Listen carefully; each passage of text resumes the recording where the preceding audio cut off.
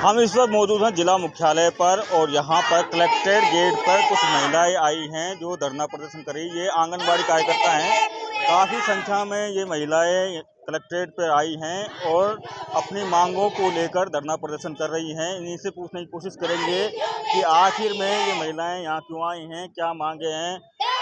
Madam, किन मांगों को लेकर आप यहाँ पर आए हो? हम बार बार एक ही मांग दिए जा रहे हैं कि या तो हमें परमानेंट करें और नहीं करते हैं तब तक हमें 18,000 मानदेय दें, जो कि सरकार ने अभी नहीं दिया है हमको। दूसरा, हमें ये प्रॉब्लम है कि जो हमारा मानदेय आता है वो 2 टुकड़ों में आ रहा है, राजस्थान सरकार और केंद्र सरकार का अलग अलग। पहले ऐसा नहीं था, पहले एक मुश्त दिया जाता था, जैसा कि और प्रदेशों में एक मुश्त दिया जा रहा है। हमें उस समझ में नहीं आ रहा कि कब कब डल रहा है, कब कौन सा डल रहा है। तो हम ये चाहते हैं कि दोनों ही मानदेय हमारे केंद्र और राज्य के एक मुश्त दिए जाएं। और जनवरी माह से हमारा केंद्र सरकार का मानदेय बकाया भी है, जो अभी तक नहीं डला। तीसरा ये है कि प्रधानमंत्री मातृ वंदना योजना और इंदिरा गांधी मातृ वंदना योजना, 2 योजनाएं केंद्र सरकार की चलाई गई हैं, जिनका फॉर्म ऑनलाइन सहायकों द्वारा ऑफिस में कार्यालय में भराया जाता था। अब उनको हटा के हमारी बहनों को वो दे दिया है, जिससे नेटवर्क इशू होने के कारण, फोन में कोई कमी होने के कारण वो नहीं भर पाती है। तो जो लाभार्थी है उस लाभ से वंचित है। तो हम चाहते हैं कि सहायकों द्वारा ही ऑनलाइन कराया जाए। तीसरा हमारा ये है कि भाई जो बहनें हमारी रिटायरमेंट हो रही हैं, उनको सेवानिवृत्ति पे कुछ भी नहीं मिल रहा, खाली हाथ अपने घर जा रही हैं। तो 5 लाख रुपए उनको एक मुश्त राशि दिया जाए और 5,000 महीने उनको अपने पोषण का दिया जाए। और ये लेकिन पिछली बार भी आप लोगों ने धरना प्रदर्शन किया था जब गहलोत सरकार थी, तो एक बार फिर आप रोडों पे उतरे हो। रोडों पे कई बार उतर चुके हो, लेकिन फिर भी मांगे नहीं मानी जा रही। वो ऐसा है कि रोड पे जब उतरते हैं ना, तो सरकार सुनती तो है पर थोड़ा देती है, जो हम संतुष्ट नहीं है। अब जैसे हम पिछली बार उतरे थे, तब इन्होंने दिया था गहलोत सरकार ने, उसमें हमें ये भी दिया था कि 2 लाख और 1 लाख रुपए जो अपने सेवानिवृत्ति पे दिया जाएगा, लेकिन उसका कुछ नहीं हुआ। अभी जो ये सरकार आई है, इन्होंने भी 10% अपने को भरवाया। ये हम नहीं चाहते हैं। जैसे जो ये बीजेपी सरकार जो आई है, इन्होंने बोला कि भाई हमारी 18,000 की मांग थी, इन्होंने संकल्प पत्र लिया 13,000 का, तो वो कम से कम 13,000 मानदेय तो हमको दें। 18,000 का तो हमारा है, वो तो हम करते ही रहेंगे, लेकिन आपने जो बोला है वो तो हमको दें, वो भी नहीं दे रहे हैं। तो इतना मतलब 6 काम के लिए ये आंगनवाड़ी लगाई गई है। 6 काम से ये 600 काम करती हैं, हर जगह इनको पेला जाता है। क्या मतलब है ये भाई? आप मानदेय तो दें, परमानेंट नहीं कर रहे जब तक 18,000 रुपए दें। लेकिन 4-4 महीने हो जाते हैं। कई बार सड़कों पे उतरे हो, कई बार काफी दिनों तक सड़कों पर पड़े रहे हो, क्या अब एक बार फिर सड़कों पे उतरोगे? जी बिल्कुल उतरेंगे। ये सब आपकी है, आप लोग हमें कर सकते हो। भाई जब तक आप नहीं दिखाओगे तो सरकार तक वो पहुंचेगी नहीं, हम चाहे कितना भी सड़क पे उतर जाए। हाँ काम करते ही हैं नहीं, हाँ आप भी काम कीजिए, कोशिश करोगे, बिल्कुल कोशिश करेंगे, करते रहेंगे जब तक नहीं सुनेगी सरकार, हम करते रहेंगे और चाहे हम करते रहेंगे। एक आपके पास भी पूछूंगा, दिक्कतें क्या होती हैं घर चलाने में, क्या समस्या हो रही है, क्या क्या समस्या? सर समस्या ही समस्या है। आंगनबाड़ी वाली को इतना सा पेमेंट मिलता है हमको, जो भी हमको एक साथ नहीं मिलता, आधा आधा टुकड़ों में। केंद्र सरकार का अलग मिलता है, राज्य सरकार का अलग मिलता है। एक साथ मिले तो हमको उस पैसों के एक साथ कोई काम में भी ले सकते हैं। केंद्र सरकार का हमको जनवरी से हमको आज तक का पूरा पेमेंट नहीं मिला है केंद्र सरकार का। अब हम घर कैसे चलाएं हमको पता है। हम 8,000 10,000 जो हमारे है उसमें हम कैसे अपना गुजारा कर रहे हैं हम लोगों को पता है। दिक्कतें हैं। एक डीएटीए की बड़ी समस्या रही है, आपको स्टेशनरी का पैसा मिल रहा है कि नहीं मिल रहा है? नहीं मिल रहा, नहीं मिलता। कब का बाकी है? बाकी हमारे तो कभी हमको मिला ही नहीं, स्टेशनरी का कोई पैसा नहीं। टीएडीए तो हमको कभी देते ही नहीं, टीएडी कभी नहीं मिलता, कभी नहीं मिलता हमको। क्या कुछ समस्या आई, क्या सड़कों पे फिर आप 2 तक तो आ गए हो आप लोग? 2 साल तक हम जयपुर तक जाएंगे, जयपुर से आगे तक जाएंगे। अब अगली बार तो हम इतने बहुमत से रोड पर उतरेंगे कि सरकार को भी हिला के छोड़ेंगे, क्योंकि हमको 30-30 साल हो गए काम करते हुए, रिटायरमेंट के नजदीक पहुंचने वाले हैं। हमारी बहनें इतना काम करती हैं जितना एक टीचर स्कूल में बैठ के 5 घंटे 6 घंटे पढ़ा के चलते थे, उसको कितनी पेमेंट मिलती है। हमको हर चीज में, मेडिकल में हमको लगा दिया जाता है, सर्वे करो उसमें लगा दिया जाता है, कोई भी जनगणना इलेक्शन के अंदर ड्यूटी उसमें दे दी जाती है, आंगनवाड़ी में सभी जगह हमको लगाया जाता है। अब कि उसका कोई लेना देना नहीं, कोई मानदेय नहीं मिलता है। 6 महीने का मानदेय हमारा केंद्र सरकार का अटका हुआ है और 2 टुकड़ों में दिया रहा है। हमको एक जगह क्यों नहीं देते? स्थायी देना चाहिए ना इनको, स्थायी नहीं दे रहे। इसका सेनावृत्ति की बात की आप लोगों, मांगे भी हैं कि सेनावृत्ति में जो मिलना चाहिए वो नहीं मिलता है। बिल्कुल नहीं मिलता है हमको।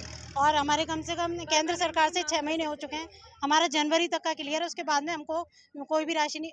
आप ये सोचिए, राज्य सरकार से हमको 5,000 रुपये मिल रहे हैं, 5,000 से गृहस्थी चल सकती है क्या? आप बताइए, हम जानते हैं हम कैसे हमारी गृहस्थी खींच रहे हैं। हम चाहते हैं कि एक मुश्त में दिया जाए हमको, और जो हमारा बकाया है वो भी दिया जाए। और रिचार्ज के पैसे अभी 3 जियो के रिचार्ज का जो बढ़ चुका है पैसा, 166 रुपये हमको मिलते हैं, जो भी हमको नहीं दिया जा रहा है। एक साथ नहीं मिलते, कभी 2 महीने में दे दिए, 3 महीने में दे दिए, वो भी हमको मिलना चाहिए। टाइम से मिले तो हम रिचार्ज करें। फोन पे हमको उनको पूरा काम चाहिए, आंकड़े पूरे चाहिए, लेकिन पैसा नहीं डालेगी सरकार बिल्कुल भी। और हाँ, पैसा नहीं डालेगी बिल्कुल भी। और ना ही हमें सामुदायिक का कोई कार्यक्रम का पैसा मिल रहा है, समय से तो मिले। तुम 2-3 साल बाद पैसा दे रहे हो, वो पैसा हमारे किस काम का? हमारी इतनी सारी उधारी हो जाती है, हम कहाँ से लाए हैं? किराया टाइम से नहीं देते, हर महीने किराया आना चाहिए। मकान मालिक क्या किराया छोड़ सकता है क्या? मकान मालिक क्या साल भर रुकेगा क्या किराए के लिए? आप सरकार मत दो रिचार्ज के पैसे, फोन रिचार्ज एक बार फिर सड़कों पे उतरोगे आप लोग? पहले भी उतर चुके हैं, उनमें से कुछ मांगे पूरी हुई, कुछ सुनाई दी सरकार ने? कुछ नहीं सुनाई दी। सरकार हमारी मांग ही सुन ले तो हम क्यों रोड पे उतरेंगे बार बार? अगर मांग पूरी हो जाएगी तो हम रोड पे उतरना बंद कर देंगे।